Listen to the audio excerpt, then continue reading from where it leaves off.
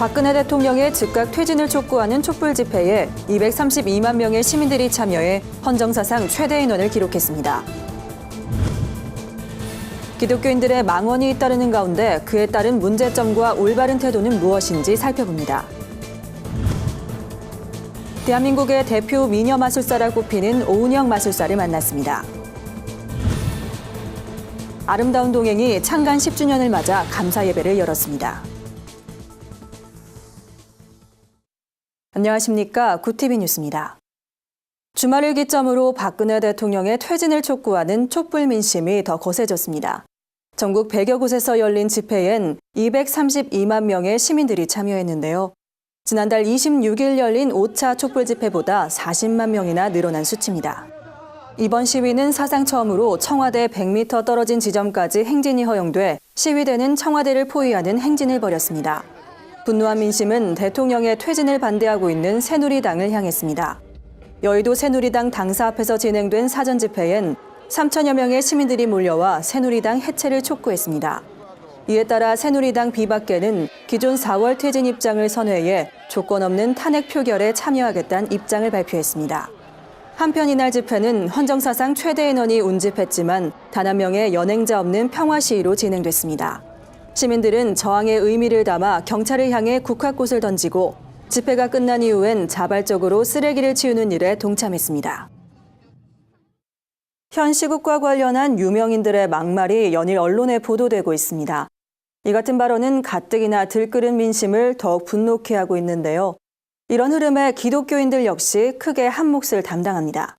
기독교인들의 부적절한 발언이 한국교회에 대한 부정적 시각으로 번지는 이때 과연 올바른 태도는 무엇인지 짚어봅니다. 정원희 기자입니다. 늘 자신을 독실한 크리스천이라고 소개해온 새누리당 이정현 대표는 얼마 전 탄핵을 주장하는 당내 의원들을 예수를 판 가룟유다에 비유해 논란이 됐습니다.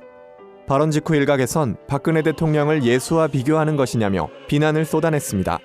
한마디로 말해서 배신자가 돼달라, 변절자가 돼달라, 성경에 나오는 예수 팔아먹는 유다가 돼달라, 예수를 부인하는 베드로가 돼달라, 이런 얘기 아니겠습니까?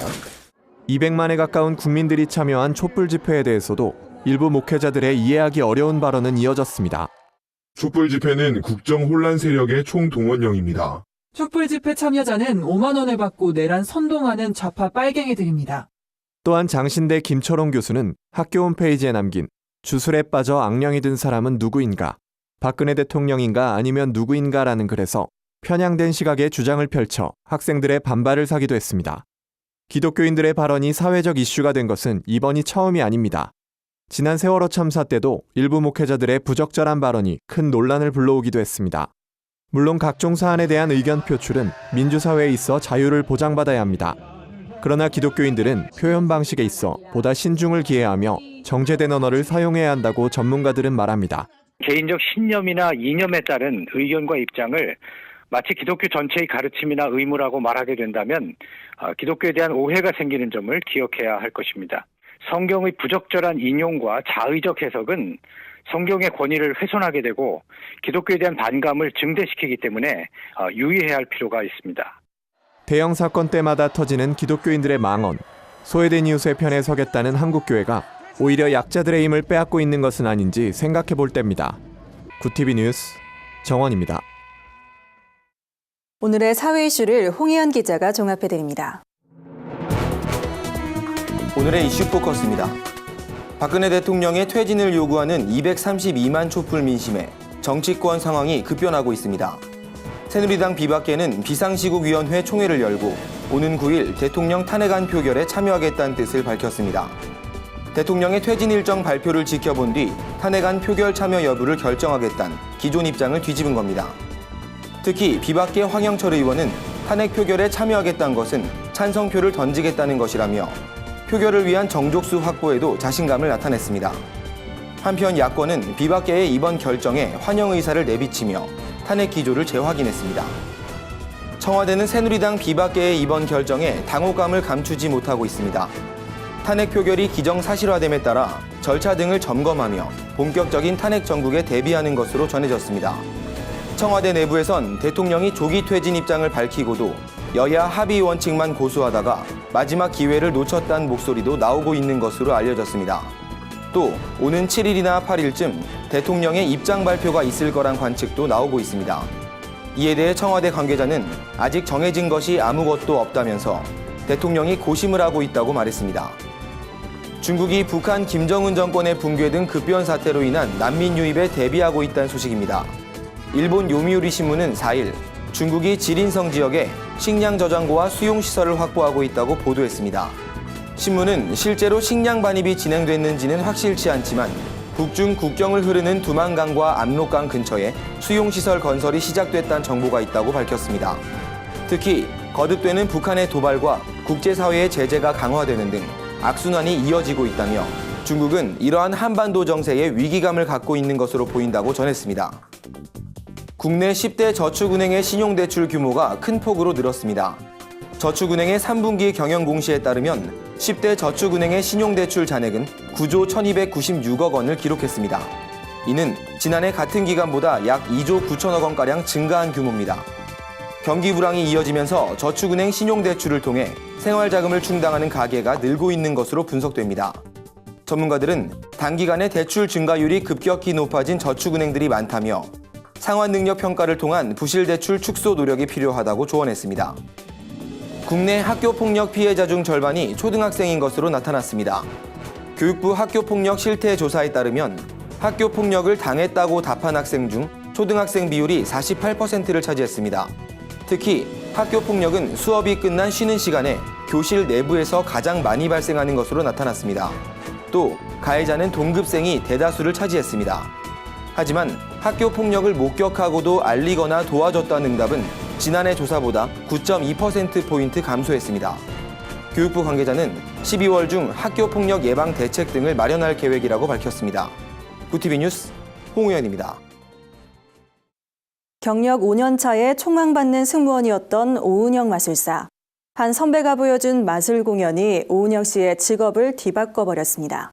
여성 마술사가 흔치 않던 당시 홀로 마술을 독학하며 이젠 마술사로 복음까지 전하고 있다고 하는데요. 박은정 기자가 만나봤습니다.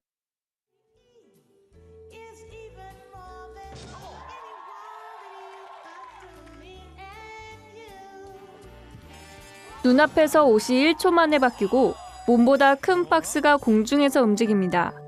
이 공연은 바로 대한민국 미녀 마술사라 불리는 오은영 씨가 선보이는 마술쇼입니다. 오은영 씨가 처음부터 마술사의 꿈을 꿨던 건 아니었습니다. 승무원이었던 오 씨에게 한 선배가 보여준 마술이 그녀의 직업을 바꾸게 했습니다.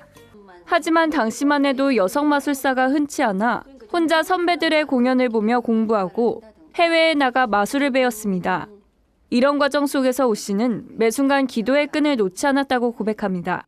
스토리를 만든다든가 동화 구연이라든가 그리고 영화를 주제로 한 그런 마술이라든가 여러 가지 주제를 가지고 마술을 만들면서 하나님께 기도를 많이 하면서 응답을 받기도 하고. 그 결과 2007년 부산 국제 매직 페스티벌 폐막식에서 선보인 황진이의 사계는 국내 최초로 한국 전통의 마술을 펼쳤다는 평가를 받았습니다. 요즘엔 교회와 복지관 등에서 마술로 복음을 전하는 가스펠 매직도 하고 있습니다. 마술엔 하나님의 사랑과 은혜를 고스란히 녹여냈습니다. 우리는 이 세속의 죄에서 빠져나오기가 굉장히 힘듭니다. 그렇죠? 그런데 우리가 예수님을 만나게 되면 세상의 죄의 사슬에서 이렇게 빠져나올 수가 있어요. 앞으로 오은영표 마술을 보여주고 싶다는 오 씨. 또 어떤 마술로 우리를 놀라게 할지 기대가 됩니다. 구티비 뉴스 박은정입니다. 한국 사회를 감동 세상으로 만들겠다는 포부로 창간된 아름다운 동행이 10주년을 맞았습니다. 아름다운 동행은 범사에 감사하란 하나님의 뜻에 따라 사회 곳곳에 감사의 열매가 맺어질 수 있도록 다 함께 노력할 것을 다짐했습니다. 아름다운 동행 감사운동위원장 이영훈 목사는 하나님은 삶 속에서 감사함을 소중히 여기는 자녀를 기억하신다며 현재 모든 국민이 분노 속에서 살아가고 있지만 우리가 하나님의 말씀으로 바른 길을 세워나가자고 말했습니다. 이날 행사에선 아름다운 동행이 독자들의 감사 사연을 시상하는 제5회 감사 이야기 공모전 시상식도 열렸습니다. 개인 부문 으뜸상엔 박연숙 씨, 단체 부문 공로상엔 인천 제2교회와 영광 쉐마 기독학교가 수상했습니다. 아름다운 동행은 그동안 한국교회 내에서 다양한 감사운동을 펼쳐왔습니다.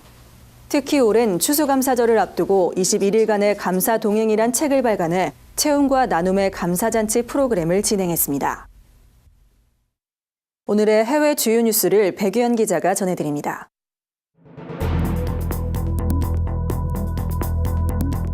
굿TV 월드와이드입니다. 세계 곳곳의 소식을 발빠르게 전해드립니다. 트럼프 정부의 내각 구성원들의 신앙을 분석한 흥미로운 연구 결과가 발표됐습니다.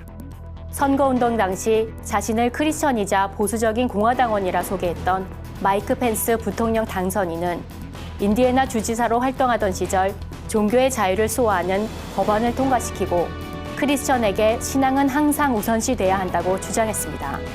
법무장관으로 내정된 제프 세션스 상원의원은 감리교단의 허팅던 대학을 졸업했으며 연합감리교회에서 오랫동안 주일학교 교사로 봉사해오고 있습니다.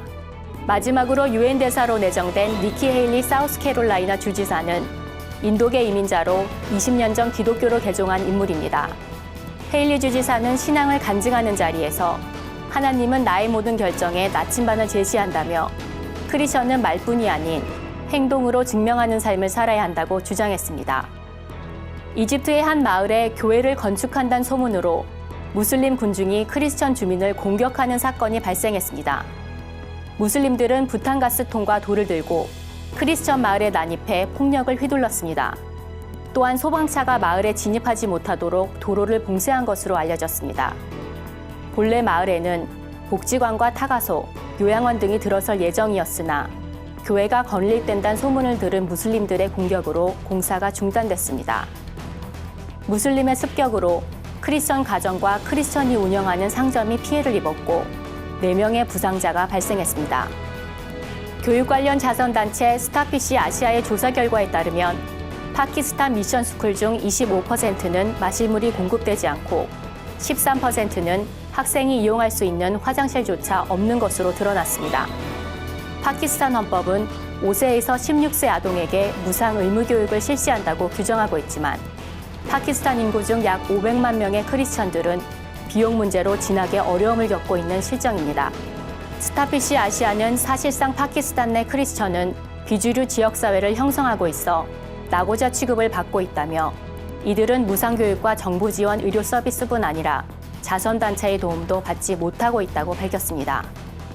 우즈베키스탄에서 기독교로 개종해 수감된 크리스천이 6년간 강제노동을 마치고 석방됐습니다. 노르웨이의 한 언론에 따르면 2010년 우즈벡 경찰은 토아르 헤이다로프가 이슬람교로 돌아갈 것을 거부하자 불법 약물 소지 혐의로 구속했습니다. 헤이다로프의 항소와 크리스천들의 강력한 항의에도 불구하고 우즈베키스탄 대법원은 10년형을 확정했습니다. 우즈베키스탄 정부는 정치와 종교가 분리된 국가라 표명하고 있지만 기독교로 개종한 무슬림은 심각한 압박에 시달리고 있는 것으로 알려졌습니다. 노르웨이 가톨릭 교회가 전화번호부에 있는 이름을 성도로 부풀려 보고해 벌금형을 받았습니다. 노르웨이의 수도 오슬로 교구는 교회 성도수에 관한 실수는 인정했으나 교회가 성도수를 거짓으로 보고했다는 사실은 부인한 것으로 전해졌습니다. 노르웨이 검찰청은 가톨릭 교회의 투앙팜 행정국장을 가중처벌이 가능한 사기죄로 기소했다며 2011년과 2014년 사이 가톨릭 국가에서 이민 온 사람들을 전화번호부에서 골라 교회 성도에 포함시켰다고 밝혔습니다.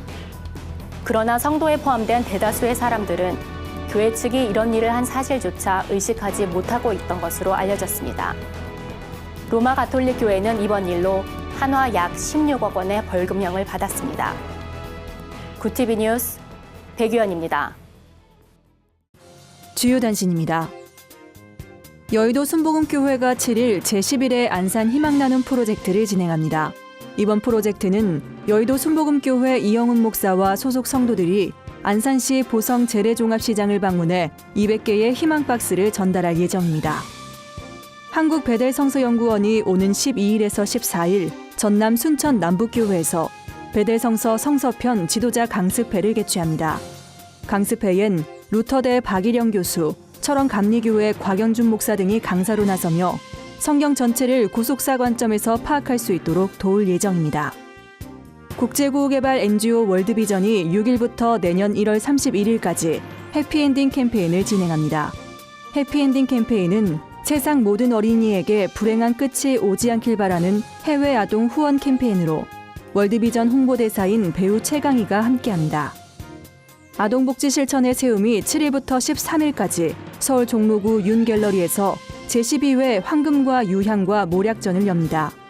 이번 전시회엔 김용성, 민성홍, 박노홍 등 총 12명의 작가가 참여하며 오프닝 예배는 7일 오후 3시에 진행됩니다.